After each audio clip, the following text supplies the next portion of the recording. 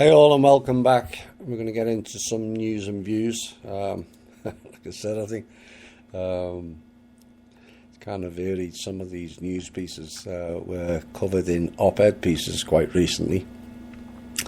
And the first one is Treasury Secretary, for now, Stephen Mnuchin. Last Friday refused to comply with a congressional subpoena to hand over President Trump's tax returns, and a move that is likely now to be the final step before the matter heads to the courts and waste more American money, public money I might add, and just delay time. Now, for more than a month now, the Treasury Department and the House Democrats have exchanged letters about the request, which was initiated in April by Richard E. Neal of Massachusetts, and the chairman of the House of Ways and Means Committee, whatever that means. Mr. Mnuchin said that lawyers in the department concluded that the original request was made using an obscure provision of the tax code. It's a bit like the whole tax code is rather obscure. And he said it was not legitimate. Now, Mr. Neal changed course last week and issued a subpoena to try and gain access to 6 years of Trump's personal and business tax returns. But Mr. Mnuchin wrote a one-page letter to Mr. Neal in which he reiterated his previous position that the request lacked legitimate legislative purpose, and said he could not comply with the subpoena. For the same reasons, we are unable to provide the requested information in response to the committee's subpoena. Something else is just going to roll on and on. Now, the United States is weighing up options as it stands. I said the United States and not America for a reason. To limit Russia and Cuba from alleged meddling in Venezuela. Well, it's not funny actually, well. And it's perceived as a stumbling block in the pursuit of a solution to the political crisis in the country, according to a senior State Department official. And its main focus for the Department of State is to get the Russians and the Cubans out of Venezuela. Only the selective of who can go in which country and who can't. And I thought we were all about America only, or America first. Now, Venezuela, as we've covered extensively in the show with the real information, is facing a dramatic humanitarian crisis and a political standoff between the President Maduro and the agency-led Juan Guaido, who's the head of the oppositional-led National Assembly, but has now been recognised by the United States and more than 50 other countries as the legitimate interim president, which is not correct. Now, Guaido's call for a military and popular uprising against Maduro was, as reported in our show, failed in April. Why? Because the generals found out that they were not going to get paid via the fake RV is why. Now, the report goes on to say after high-ranking members of the government and the military who were negotiating a transition government abandoned the plan and then backed Maduro, they found out the real truth from our team is why. And perhaps the US generals would be best to follow suit. Now, the European Union and the Lima Group, comprising Canada and 12 Latin American countries, are pushing hard for talks between the opposition and also the Maduro government. Now, both members of both sides are currently in Norway to explore a dialogue, and Canada is trying to get Cuba at the table. Secretary of State Mike Pompeo said the United States was working with the Cubans to find a solution to the crisis, and the United States is focused on exerting pressure on the island's government to reassess its support for Maduro. In other words, the cabal are pushing for them generals to carry on with the carnage, in other words.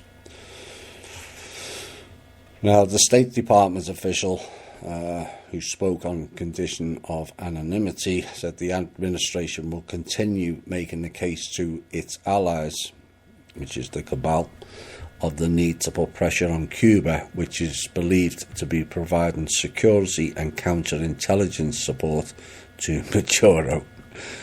Not quite. And Cuba's economy, which relies heavily on subsidized Venezuelan oil through an agreement struck by Fidel Castro and Hugo Chavez when they were both leaders.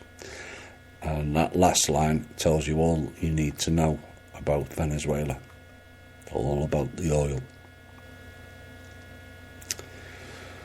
There was a new survey that came out last week of at least 85,000 police officers have been investigated for misconduct across the country over the last 10 years. I think that figure should be a lot higher. It's high enough, but given some of the skullduggery that goes on. But out of 85,000, only 30,000 have been decertified.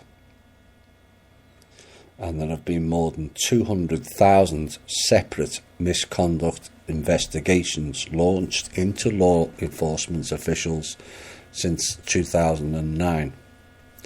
And the most common offence is excessive force, which was to blame for 23,000 of the probes, but other alleged crimes were prevalent, including just over 3,000 cases of rape by police officers, child molestation or other sexual crimes, and 2,300 cases of domestic abuse, which we have covered in the show.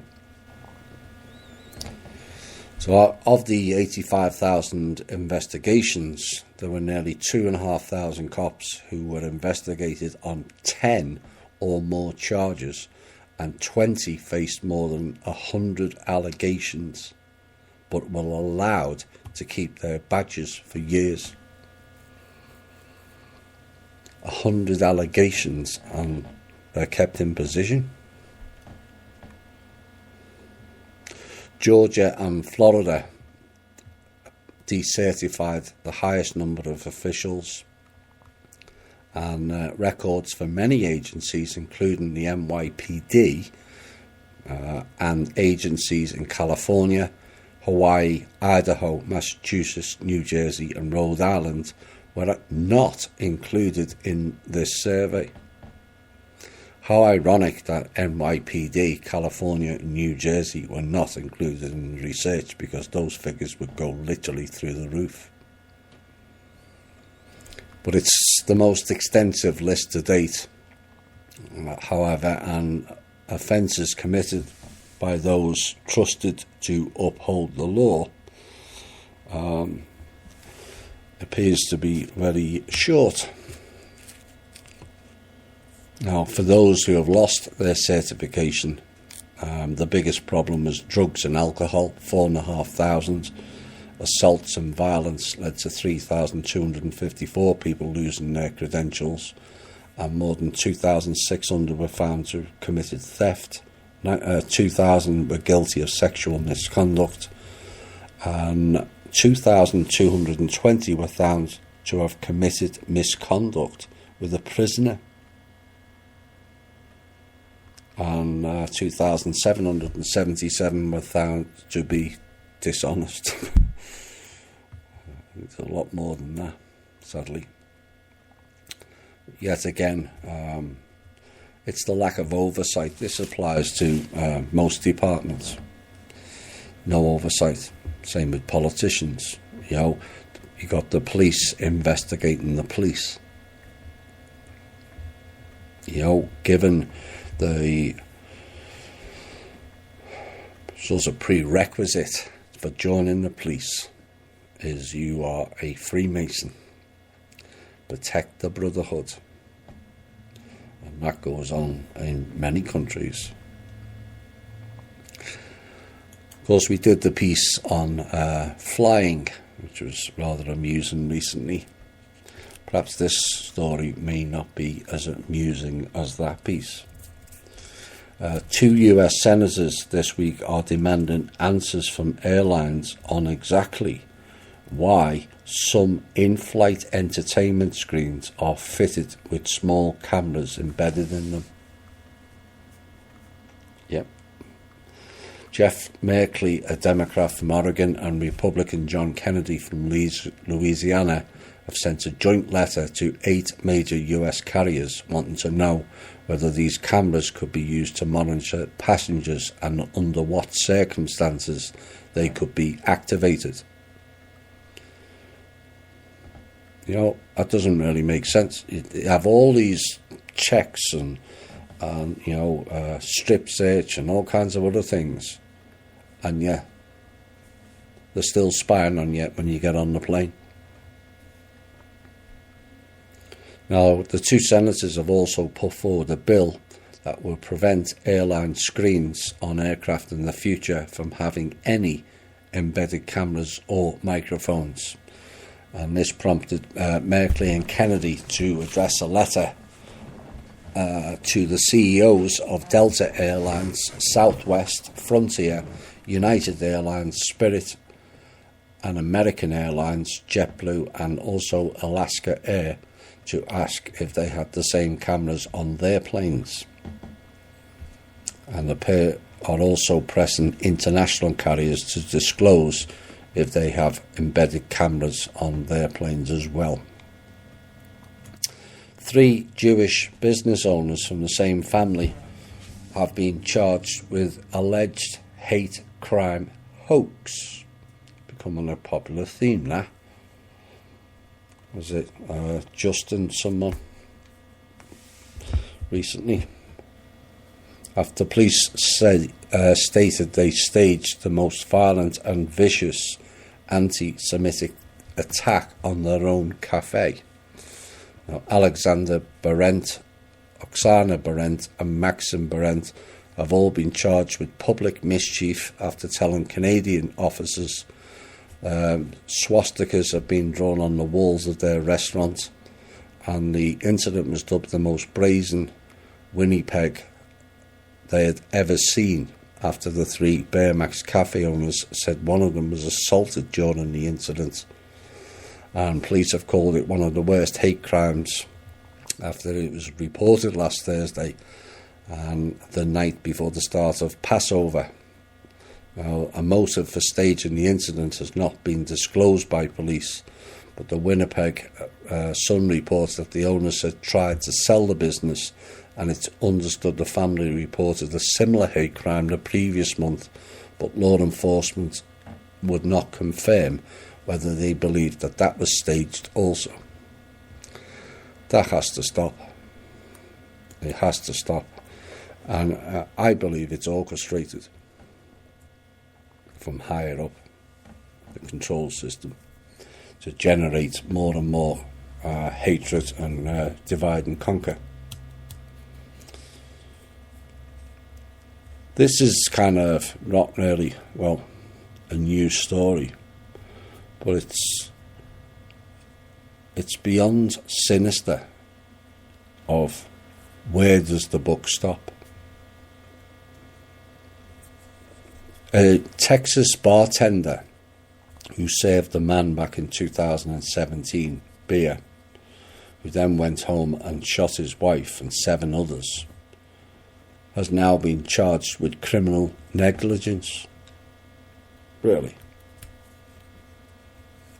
Now, Lindsay Glass was arrested in Plano last month, accused of violating a state alcohol law by selling to an intoxicated or insane person. I didn't realise you had to be a psychologist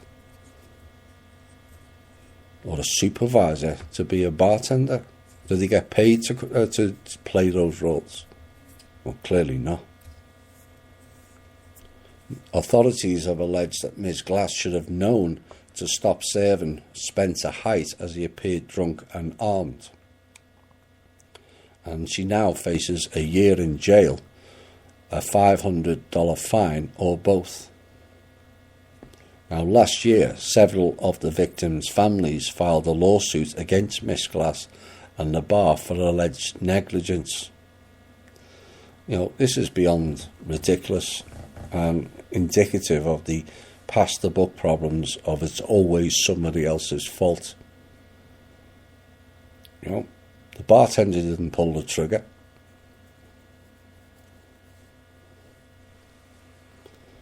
And it's all about avoiding who or what the real issue is.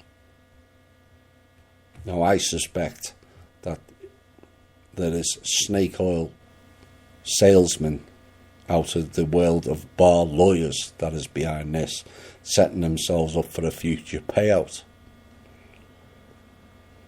But the implications behind this is beyond comprehension when you think of it. It's kind of unlimited in the scope of pointing fingers and creating lawsuits. Where does it stop? You know, a woman takes a family to the beach via a taxi and a child drowns in the ocean, and then files a lawsuit against the taxi driver for driving them to the beach in the first place. Sounds ridiculous? You bet it is. But it's no more ridiculous than this news item. Just think of the implications of all of this. It's beyond sinister. Deutsche Bank. Did you know that Deutsche Bank employs anti-money laundering specialists? The Deutsche Bank, perhaps they need to look at their own bank for money laundering, because they've been doing it since the Second World War. But apparently the anti-money laundering specialists recommended back in 2016 and 17 that multiple transactions involving legal entities controlled by Mr. Trump and his son-in-law Jared Kushner to be reported to a federal financial crimes watchdog.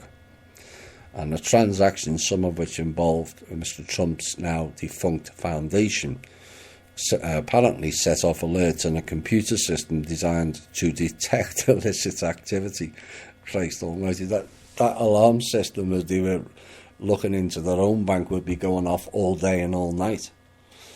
Now, according to 5 current and former bank employees, compliance staff members who then reviewed the transactions prepared so-called suspicious activity reports that they believed should be sent to a unit of the Treasury Department that polices financial crimes.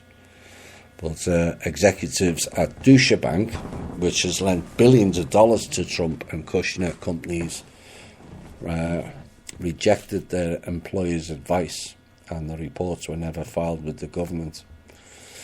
I suspect we're going to hear a lot more of those type of stories.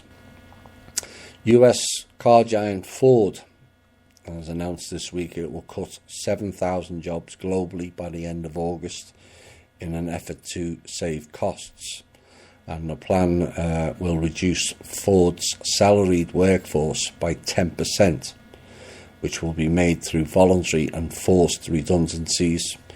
And Ford said the plan, which includes 2,300 job cuts in the US, will save the company $600 million a year, and it's the second major US car maker to announce redundancies, following GM, which is shedding 14,000 posts. Now, Ford is already making cuts in Europe as part of a shake-up, which was revealed at the beginning of this year.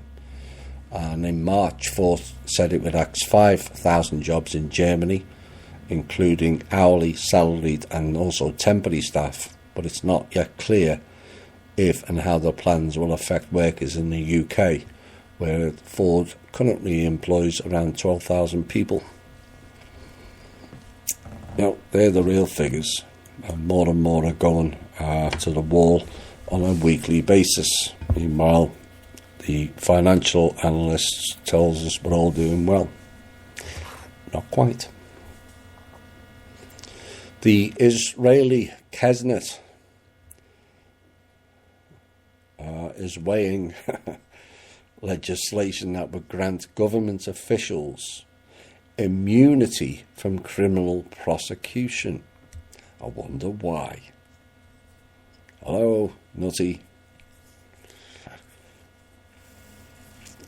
And it just so happens that Prime Minister Benjamin Netanyahu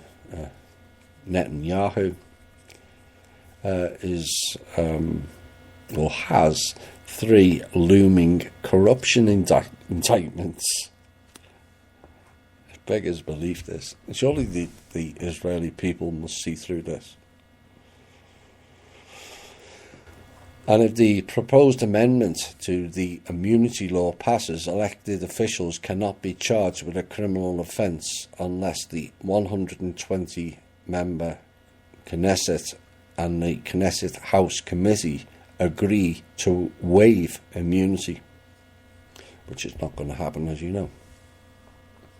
Now, should Netanyahu's Likud party secure a coalition and outnumber its rivals, the measure could effectively place them above the law for as long as they serve in government. And the legislation reverses existing procedure where the House members can only be granted immunity from prosecution if both Knesset and House committees agree to spare them. And it applies to any offence committed during or before being voted into the Knesset and has outraged opponents of the Prime Minister. No, I will bite my tongue. House Democrats have renewed calls for impeachment proceedings against Donald Trump this week after a former White House counsel failed to appear before Congress despite a subpoena. Donald McGahn skipped a hearing on Tuesday about the Mueller report. And in an extraordinary move, President Trump has vowed to block all subpoenas of his current and former staff.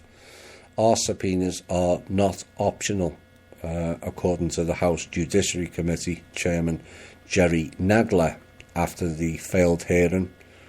And he stated, "Let me be clear, this committee will hear Mr. McGahn's testimony even if we have to go to court to secure it," he said.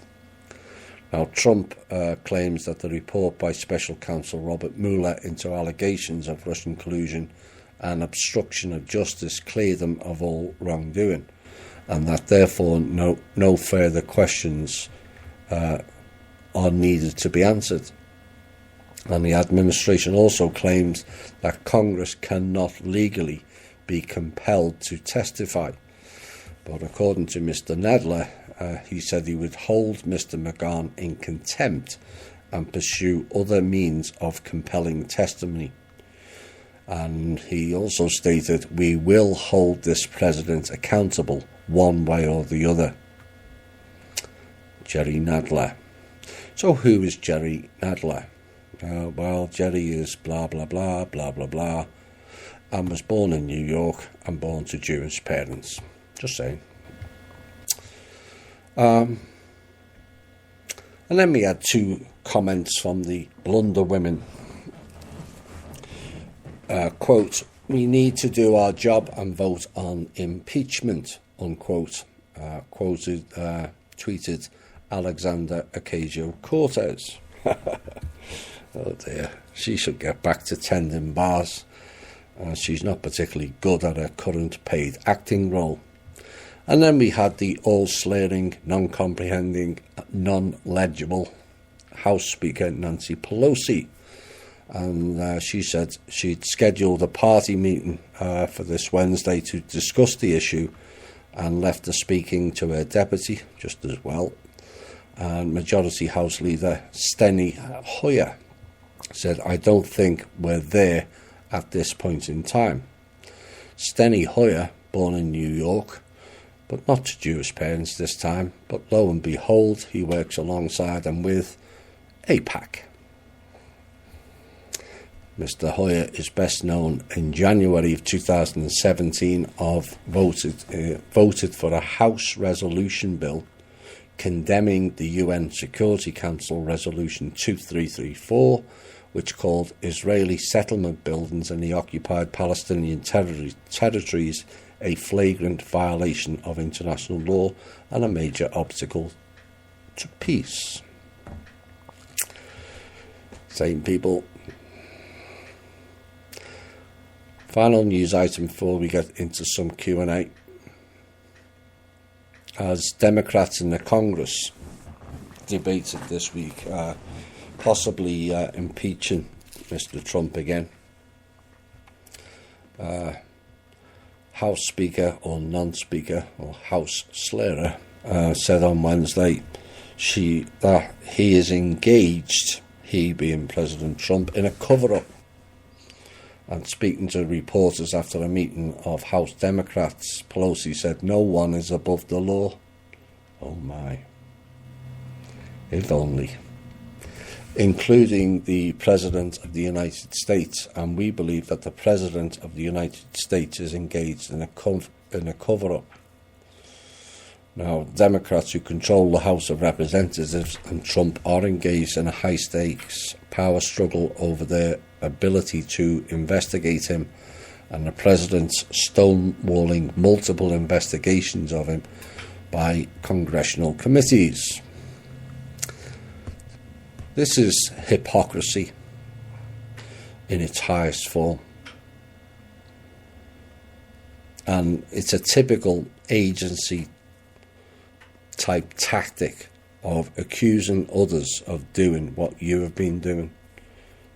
The Dems accusing anyone of cover-ups is beyond ridiculous. You know, I could spend the rest of this show highlighting the cover-ups of the Democratic Party. But let's just list a few, shall we? The Uranium One deal. Benghazi. Obama's birthplace, nationality, and all his records. The Clinton death trail. Clinton Foundation rogue donations. Also, harvesting children in Haiti. The Dems group's harvesting children at the southern border. Biden and Mnuchin fiddling with kids. Huma Abedin with Hillary skinning kids for adrenochrome. Dems are KKK, Antifa, and also Black Lives Matter. Obama sending cash to Iran. Mnuchin working for the Chinese dragons and committing treason against the country. 2 years and vast amounts of public money wasted on a fake and fabricated document sent by the Blue Dragons and MI5 at the request of Hillary about Russian collusion. Or how Hillary had done deals to sell all of America's in-ground resources in September of 2016 on the condition she was winning the election. Oops. To foreign groups. Or how about Mnuchin and Hillary are blocking the Manor World Holding Trust funds going to the people? Or how about the Pelosi family will generate vast fortunes off the Green Deal? Or why the Dems convinced Mike Pence to work with them to oust Trump. Oops. Why is a bartender with no political background promoted as a paid actor into a major political role? Yes, you, AOC. You're as fake as a glass eye. The Hillary server issue and how she has apparent control of the FBI, CIA, NSA and also the Department of Homeland Security. Or why Hillary via Citadel and or the Vice Group, which runs NYPD, is blocking the NYPD investigation into ritual and sacrificial abuse of children committed by her and her lesbian partner, who is also a Muslim Brotherhood agent, whom are abetting. Or how the Dems got the highest number of females and black people into their ranks and not one of them is helping the American people.